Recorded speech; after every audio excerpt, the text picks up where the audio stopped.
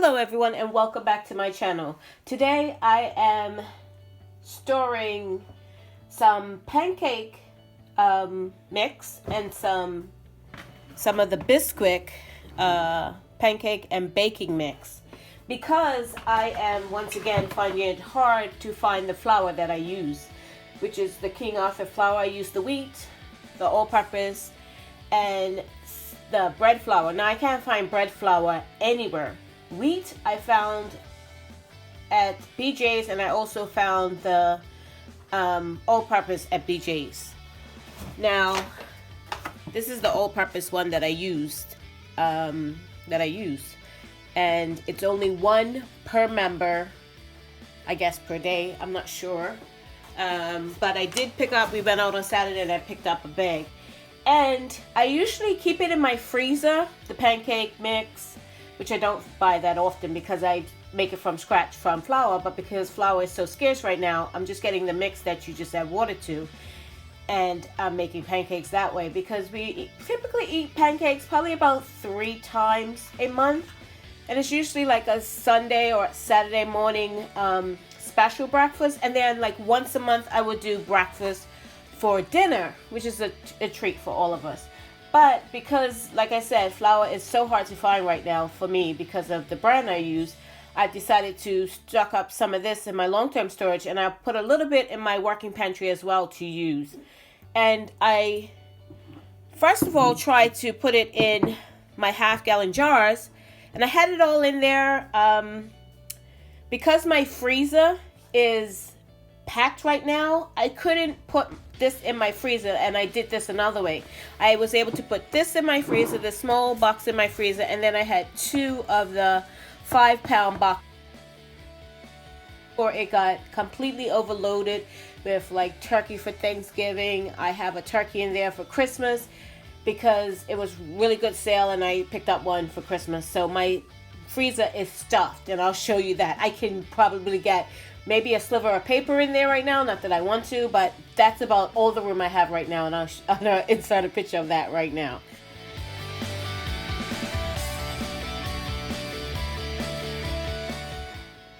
So I had it in the half-gallon jars, went to seal them.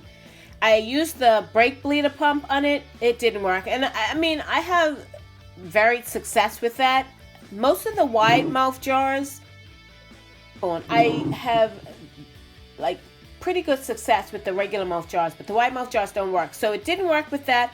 I put it on my food sealer with the attachment, and that didn't work either. So I was like, what do I do? So I had seen a video before where she used these like just brown paper bags, just the brown lunch bags, I guess you would call them, and I got these from Walmart. And they're just the regular ones. There's nothing special to them. And she sealed them in her food saver bag. So I did that. I made all my bags that I need. And I have these. So I'm going to show you what I did. What I did, first of all, to cure them or get rid of any insects or bugs or anything that might have or might not have been in there, I actually put them in the oven.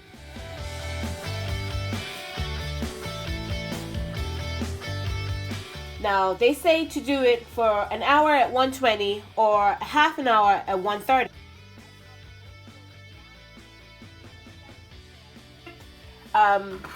These in there at 170 for 25 minutes. And it seemed to work pretty good. I might have gotten away with a little less, but I wanted to err on the side of caution. Websites say 48 hours to 2 weeks, and I usually do 2 weeks. I keep wanting to say 12, not 12, 2 weeks. But right now, like I said, there's no room in my freezer to do that. So the oven method worked out great, and I'll show you what I did with that. I didn't videotape it, but I did take a couple of pictures.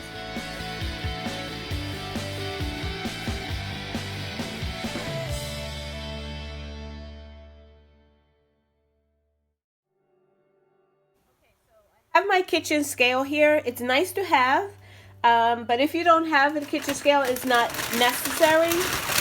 It's not, you can just eyeball it to how much you want to put in each bag. So I have the paper bag here, so I'm going to put it on my scale. And this is the smaller one because this is the one I have. This is 2 pounds. So what I'm going to do is I'm just going to pour it in here. I think I might just put it all in one bag because I was doing 2.5 pounds. So yeah, I was gonna separate it, but I'm just gonna do it all in one bag. So of course you don't need a scale for that. I actually thought it was a 5-pound box, but it's not. So I don't know if you can see what I'm doing. Probably not. So I'm just pouring all the pancake mix into the brown paper bag, basically. And this has been in the freezer for 2 weeks. I sat it out on my counter to come to room temp, and that took about 2 or 3 days. It's probably been on my counter for a week, to be honest, because I just couldn't get to it. I just had other stuff to do. This seems like a lot to me. It seems very full. You don't want to be too full. It just makes your food saver work a little hard to get it sealed. So what I'm going to do is, I'm weighing it. And I want to weigh it. Yeah, I'm going to do a pound in each. So I'm going to separate this into 2 bags and I'll be right back. I have my contents in the food saver bag, in the brown paper bag, and I'm going to put it into the food saver bag. So what I want to do is just level it out a little bit, and I want to fold the top over. So just want to fold it over. You can see that I just folded it over. And I have a little piece of paper here that I wrote everything on. The instructions, how much you have to put for how many pancakes. This is the pancake mix one. So what I'm going to do is just take the food saver plastic bag, and the flap here, I want to actually have it so it's facing out towards me. So I feel that it draws the air a little bit more that way instead of fighting to get around it on the back side. So what I do is just tuck that in there. I hope you can see what I'm doing. Then the little piece of paper that I wrote all the instructions on, the expiration date, the date I put it up, and what it is, of course. So I'm going to take this and just put it in my food saver. You might want to maybe turn down your volume here. And if you can see what I'm doing, I tuck it in this little tray, and actually that's for items just in case anything gets drawn out. I tuck it in there because it just helps it stay in the food saver a little better. I'm going to turn it on and vacuum and seal this. So here it goes.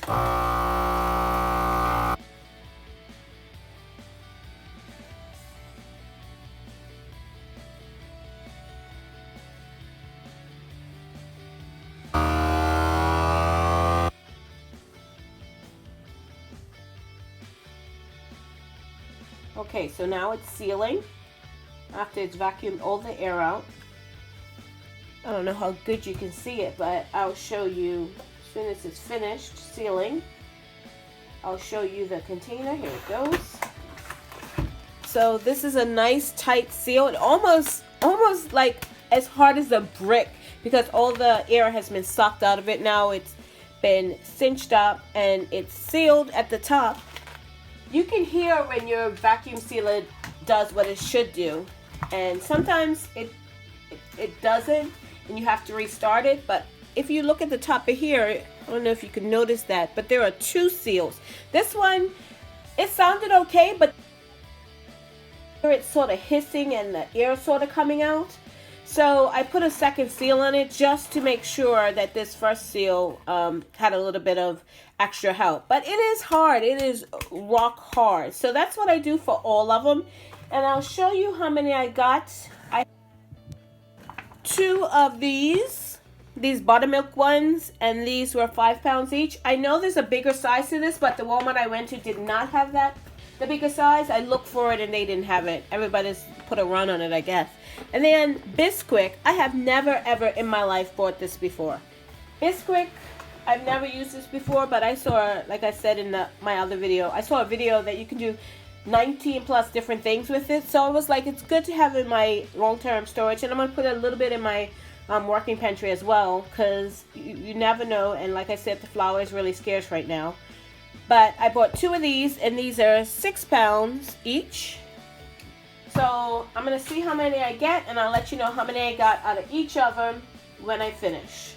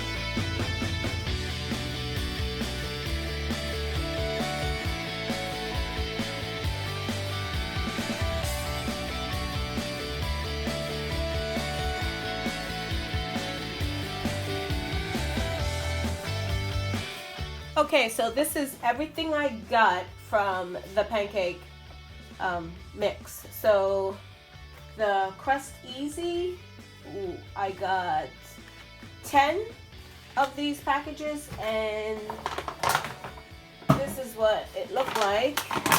So from this one, and these are 5-pound bags, I got 10 of these. So those are 2 pounds in each.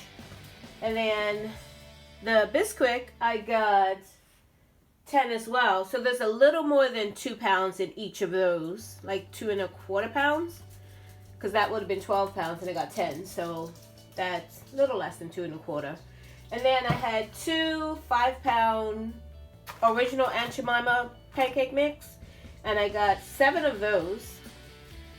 And then I had that small box of the buttermilk one, and I got 2 of those. So those are 1 pound each. And then the other ones are a little bigger than 2 pounds each.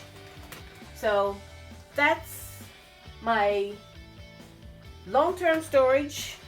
That's where it's going. And what I'm going to do is put them all in a 5-pound. I'm probably going to have to, I don't think it's all going to fit in one. So I'll put them in 2 5-pound buckets and put the top on them and put them down in my long-term storage, where I keep my home canned items in my basement. It's nice and cool down there, so I don't have any room in that other closet. So I would have put them in there because I'm not very sure of flour and stuff in that environment downstairs, but I mean, it should be okay. They're well sealed. I did do the original Aunt Jemima. Those were the ones I put in the freezer some time ago when I had room, and I just did them probably about 3 or 4 days ago, and I wanted to make sure they held before I did all the rest of these. And they did. This is one of them. So it did hold. It's still solid as a rock, and the seal's good on it, so it should hold up. And it's going to be in the 5-gallon bucket, so with the top on it, so it should be all right. So that's my little stock up supplies, long-term storage. Probably keep 1 or 2 out because I forgot to put some in a mason jar for my kitchen working pantry. So I'll probably keep 1 or 2 out for just in case, because I do have some flour, but as I said, the flour is scarce, and if I can't get it and we want to make pancakes, this is going to be the way to go. So thank you so much for watching, and you have a good day.